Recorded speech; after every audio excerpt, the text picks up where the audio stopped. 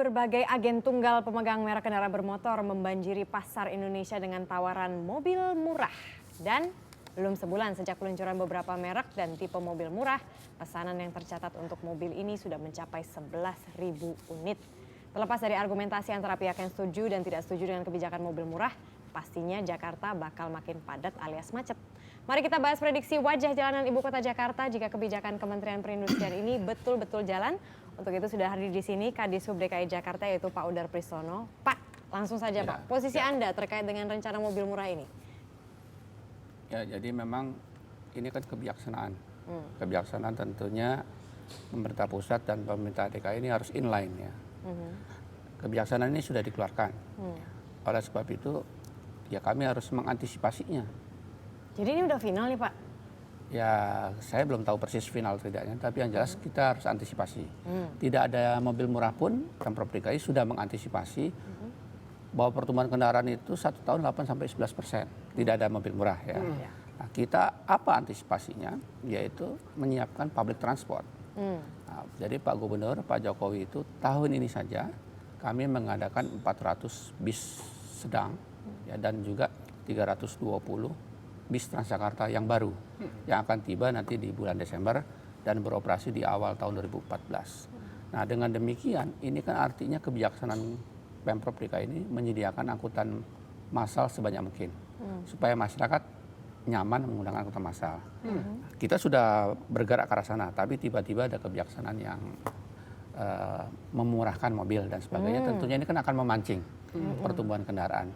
Nah, oleh sebab itu harus ada sebetulnya kebijaksanaan penyeimbang. Contohnya, saat ini public transport itu pertumbuhannya oleh private sector, permajaan khususnya agak tersiok-siok. Ya. Kenapa? Nah, karena mereka mungkin terbebani oleh beberapa faktor seperti permajaan bajai. Itu terkena pajak 20%.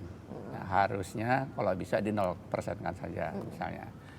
Kalau kita mengimpor bis Transjakarta, itu operator angkutan umum itu kalau bis sedang itu terkena pajak 40%. Sedangkan bis articulated 10%.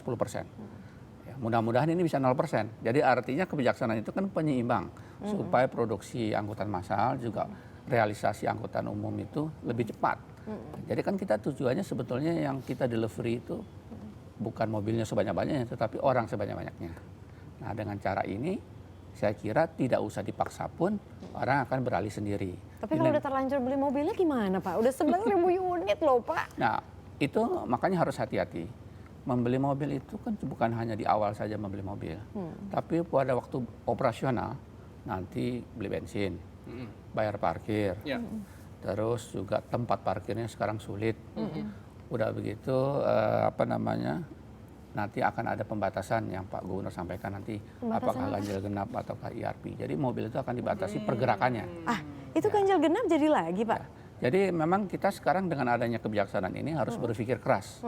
Bagaimana pergerakan mobil ini supaya terkendali di Jakarta.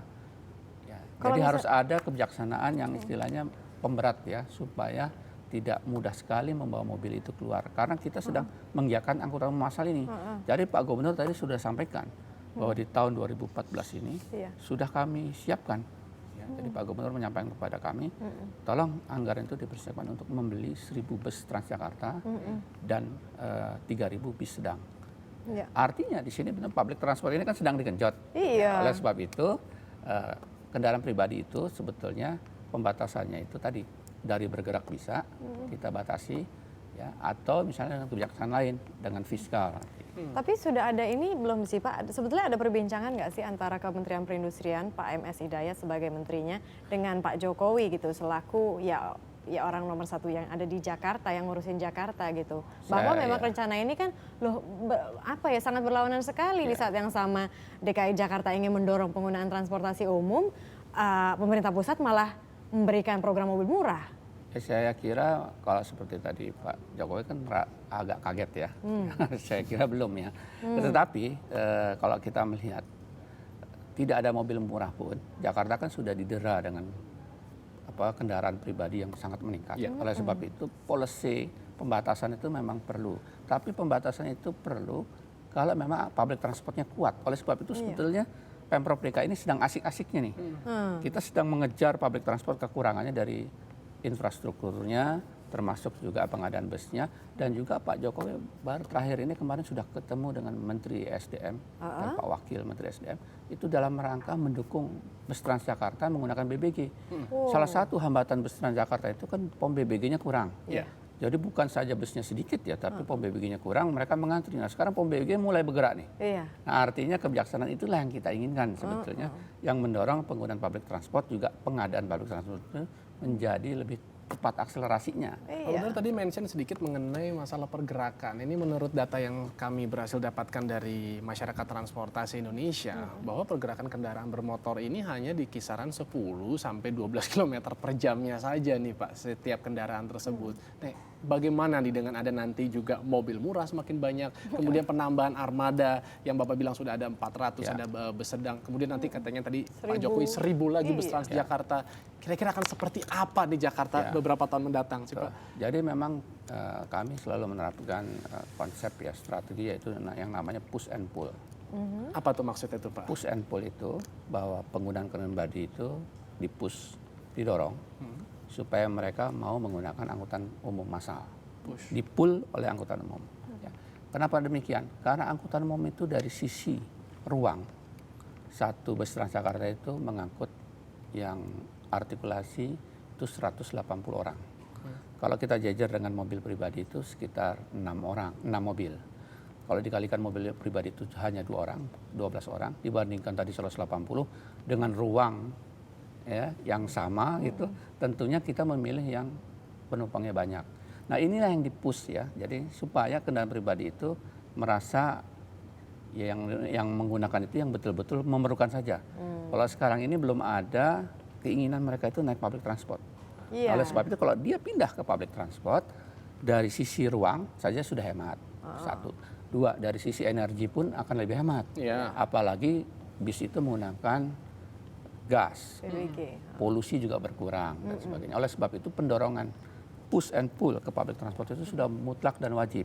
Sampai kami ini dibantu oleh negara-negara donor supaya public transport ini bergulir lebih cepat. Kalau untuk keamanannya sendiri gimana Pak di public transportasi yang kita miliki? Ya oleh sebab itu memang tantangan ini kan banyak ya. Pertama, kenapa public transport ini tidak bergerak cepat?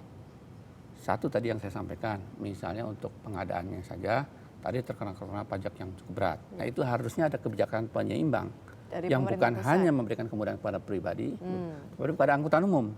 Sehingga pergerakan mereka akan lebih cepat. Sudah ada diskusi itu Pak dengan pemerintah pusat? Saya kira itu sudah teori umum ya.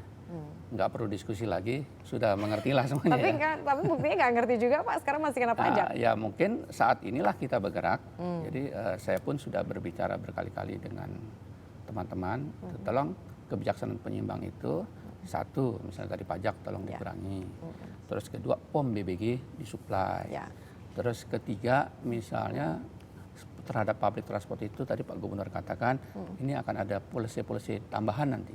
Parkir akan ditinggikan. Kalau sekarang kan baru di dalam off street saja.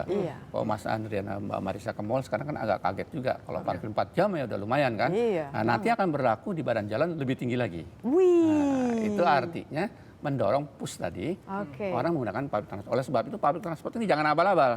Kalau jangan abal-abalnya tadi kan Pak Gubernur menyampaikan ditambah banyak. Jadi maksudnya di banyak itu bukan untuk menyempitkan jalan, justru untuk mengefisienkan ruang jalan, tapi dengan syarat mobil pribadi itu sebagian pindahlah ke angkutan umum. Update dong Pak sedikit Pak mengenai itu Pak, kasus terakhir Pak, bagaimana seperti Kopaja, Metro Mini Pak, mumpung Bapak ada di sini nih, karena kan berkaitan juga nih dengan maraknya. Nah oleh sebab itu kami ditugaskan oleh Pak Gubernur Pak Wagub ini untuk memeriksa kendaraan yang tidak layak jalan. Jadi Metro Mini, Kopaja dan sebangsanya itu hampir ya 50% itu tidak layak jalan. Memang ini dilema.